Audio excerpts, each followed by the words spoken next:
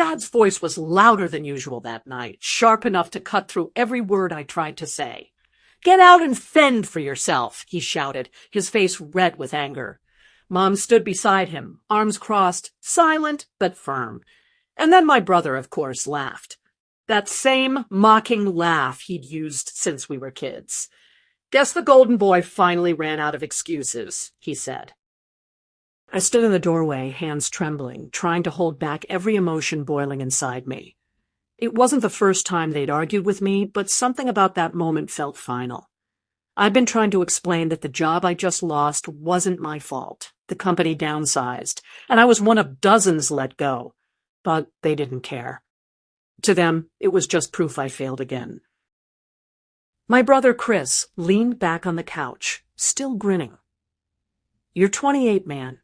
Maybe it's time you stop dreaming and start living in the real world." "Enough," Dad barked. "If you can't pull your weight, then you're on your own." I looked at my mother, hoping she'd say something, maybe ask me to stay for the night at least. But she just sighed. "You've had enough chances," she said softly. "Maybe this will finally teach you responsibility." I could have argued. I could have begged. But instead, I just nodded. Fine. I went to my room, grabbed a small bag, and packed it without thinking. A few shirts, my laptop, and the one thing I couldn't leave behind, a small notebook filled with ideas for a project I'd been quietly working on for months. I'd never told them about it. They wouldn't have understood. When I came back downstairs, my brother was waiting by the door, smirking. "Don't worry," he said. "I'll take care of Mom and Dad while you figure out your big plans." I didn't respond. I just opened the door, stepped outside, and felt the cold air hit my face. Behind me, I could still hear his laughter. That sound stayed in my head as I walked down the street that night. No money, no plan, just a stubborn sense of pride and anger keeping me upright. I didn't know where I was going, but one thing was clear. If they wanted me to fend for myself, I would. And I'd make sure the next time they saw me, I wouldn't be the one asking for help. They would. The first few weeks were brutal. I crashed at a friend's apartment, sleeping on a worn-out couch and eating cheap noodles every night. The world suddenly felt colder, not just because of the winter chill, but because the people who were supposed to care the most had turned their backs on me. I spent my days searching for work and my nights coding. That notebook I'd packed became my lifeline. Inside were rough sketches and ideas for a platform I'd been dreaming of, a tool that could help small local businesses go digital without spending a fortune. No investors, no big office, just me and an old laptop. There were nights I almost gave up. I'd look out the window, see families eating dinner together, and feel that sting of rejection all over again. But then I'd remember my father's words, "Fend for yourself." The anger kept me focused. I turned every insult, every laugh from my brother into fuel. Months passed.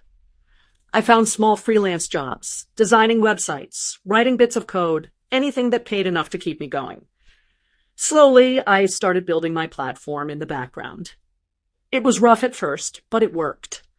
Local shop owners began using it to showcase their products. A few clients became dozens. Then one day, a local business association reached out. They wanted to feature my platform in their newsletter. That email changed everything. Within weeks, new users started signing up. My platform grew faster than I could handle. I barely slept, but I didn't care. I was finally building something real, something mine. Meanwhile, back home, things weren't going so smoothly. Chris's perfect image was cracking.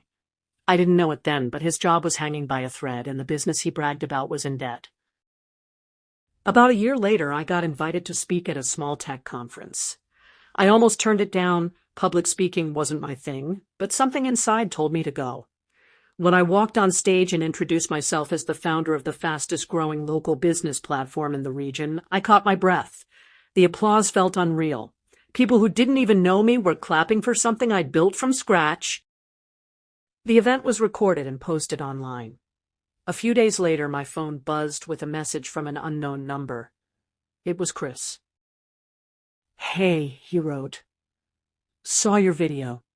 Didn't know you were doing all that. Congrats, man. I stared at the screen for a long time before replying, thanks. Nothing more. A week later, another message came, this time from Mom. Can we talk? I hesitated but agreed to meet. When I arrived at their house, Dad was there too. The same house that once felt like home now looked smaller.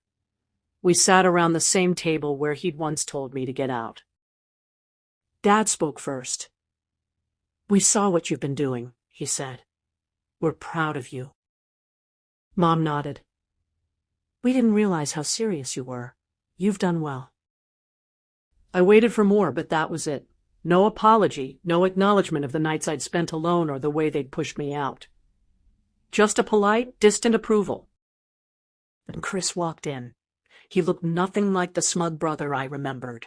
His confidence was gone, his shoulders slumped. I might lose my job, he said quietly. They're cutting positions. I was wondering if maybe you could help me find something. The irony was almost poetic. The same brother who laughed when I was kicked out was now asking me for help. I didn't gloat. I didn't remind him of that night. I just looked at him and said, I'll see what I can do. That evening, as I drove back to my apartment, I realized I'd won, not in a loud, triumphant way, but in the quiet satisfaction that comes when you survive what was meant to break you. My parents had told me to fend for myself, and I did. I built a life out of nothing. And now the same people who once laughed at my struggle were looking at me not with pity, but with respect. It wasn't revenge through anger. It was revenge through success. And it felt better than I ever imagined. Months turned into a year before I finally walked back into that house. The same walls that once echoed with anger now stood silent. My parents sat at the table where they'd told me to fend for myself. My brother looked up from his phone, eyes wide. No one spoke at first. Mom was the first to break the silence. You actually came back, she said softly. We didn't think you would. I almost didn't, I replied. But I thought you should see who I became after you threw me out.